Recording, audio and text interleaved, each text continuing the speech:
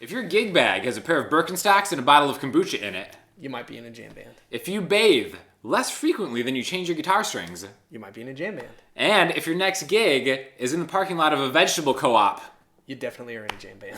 So we're talking a little bit about jam bands, but how do they do it, Justin? How do they play? Endlessly noodle? They play endlessly. Right, yeah. Hours upon hours. Right. How do you do that?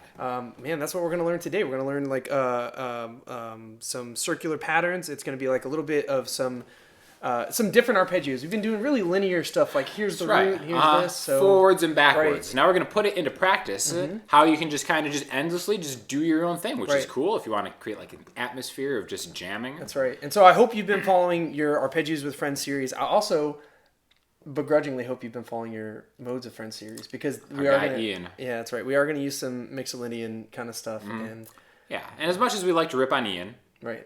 And vicariously jam bands in general. Right. There's a lot of good players in jam bands. Excellent players. Right? Yeah. And they get it done. My hat's off to those guys. That's right. The endurance that it takes. Oh, yeah. And the focus of just getting into a shape, an arpeggio, a mode, whatever, and just doing it.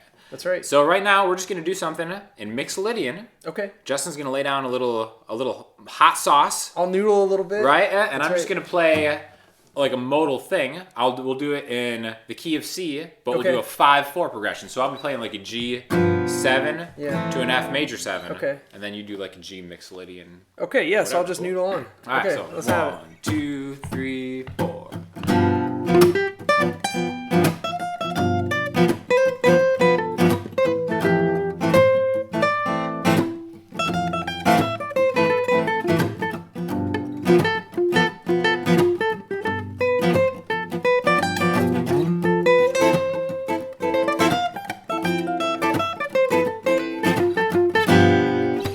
Pretty much the idea. That could have gone on forever. Literally forever. It's cool. Yeah. You just kind of get in the zone and you just feel it. And we're gonna learn this one shape. Right. Yeah. Technically 2 shapes. Yeah, a couple shapes. But, yeah. I mean, however you want to see it. Arpeggios, shapes. This is where we start melding them together. That's right. So first of all, the first thing is that like you got to remember that my style of picking, and I know some people have commented accurately that like this is not the only style of picking, but I like this changing strings with a downstroke. Changing strings going up with an upstroke, right? We've gone over this in quite a few lessons. So we're actually going to start on the flat 7 of G in this shape, right? Which is right here. Okay. So we are on the 15th fret of the D string, and we're going to go to the 12th fret of the G string, right? So we have 7, like flat 7, 1, which is the G, right here to the D, which is the 5. And back to the G, which is the octave. There's no 3, right? So it gives it like kind of this really modal feeling, because it's like just mixolydian, just 7/5 or 7/1/5/7. What right? makes it special is that flat 7. You kind of run between the 1 right. and the 5 to ground it in G, and then throw the flat 7 in there. So the really only tricky part is you're using your pinky. Remember, power to the pinky. That's right. You're using your pinky, then your index finger. And then you're going to do what, you're going to bar it, roll it, whatever you want to call it. You're going to use your pinky to hit both of these notes. Normally, if you were sweep picking, your goal would be to make each note individual and quiet. But, we're doing like kind of like, maybe like a Hendricksky thing or a Jerry Garcia thing. It's okay to be a little sloppy. So it's like... So that's the arpeggio shape. And now we're going to do the mixolydian shape, which is a great exercise. Actually, Doug from the guitar store showed me a version of this exercise, and it like helped my lead playing so much, because again, we're trying to efficiently play in circles, right? So we start out G, and this is just a mixolydian shape like you probably already know. So it's just going to be G here, 12th fret of the G string, 14th fret A right here on the G string again, and these next 2 strings are going to use the same shape. 12, 13, 15. Right? So... But the trick is that when we get to this high E, to make it easier and efficient for us to turn around, we're going to play the notes a little differently. So we're going to go...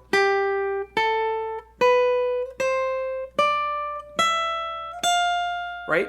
And instead of going to the G, we're going to open back to the 12th fret. So we're playing 12, 13, 12, 15, 13, 12.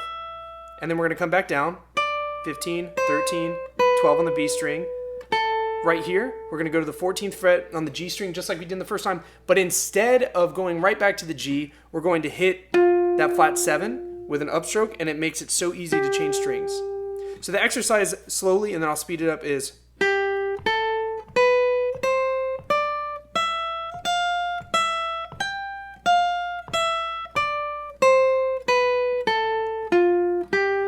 And then you just keep going back and forth. Beautiful.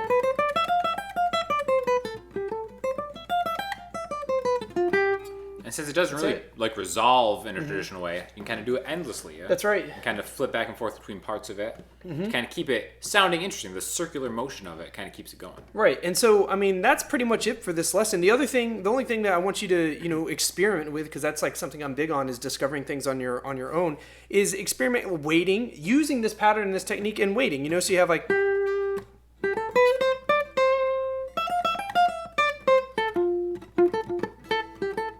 Right? That's great advice. I think a lot of players that I've seen when they kind of like start playing lead, they'll maybe find a shape or something and they'll be like, right. Yeah, no, you gotta let it breathe. Exactly. Right. A lot of people will say that you want to like sing the notes.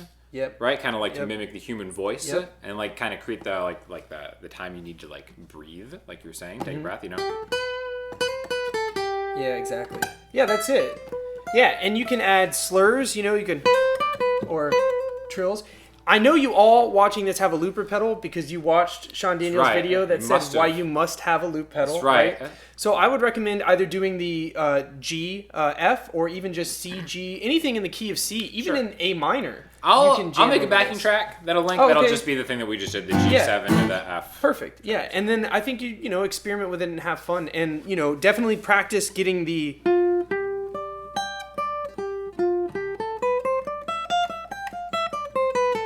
If you get those under your fingers real good, and then just noodle, and then once you are there, then like try to find like, oh well, here's the G, so then the flat 7's here, so it must it must be here, so. And what he's doing is he's taking an arpeggio, again a chord broken up, one note at a time, and he's basing what he's playing around that chord, and then just filling it with a scale. Right, it's kind exactly. of like it's kind of a way to simplify what we're doing, Yep, right? that's right. And that's how you can get in a jam band, because everybody's like, we're gonna play this G for this amount of time, and you can just get the arpeggio and fill around it until everybody decides to move. Then you can move with it with with similar shapes. Different shapes and stuff you can always use, but yeah, because that's the thing about jam bands. I have friends who are in them. I've played with people who do that music. I've jammed, so to speak, right? I've jammed. Who said I didn't? I jammed. You jam well. So, anyways, I love your jam. They a lot of times, there will be interesting changes because they are good musicians in between the chords. But when it comes to the jam part, it's pretty fundamental stuff because they want everybody to stay on the same page, and everybody's allowed to kind of go outside and then come back because they're holding down. Exactly, and the better bands kind of can signal each other. Too, and then maybe they know what those signals mean. Right? Yeah, maybe like this certain like flam on like the hi hat, and they're like, oh, we're gonna change keys or something. So there's a lot that goes into it, but these are just the essential tools to get you vegetable co-op ready. That's right. And get out there and just change the world. That's right. And that's it.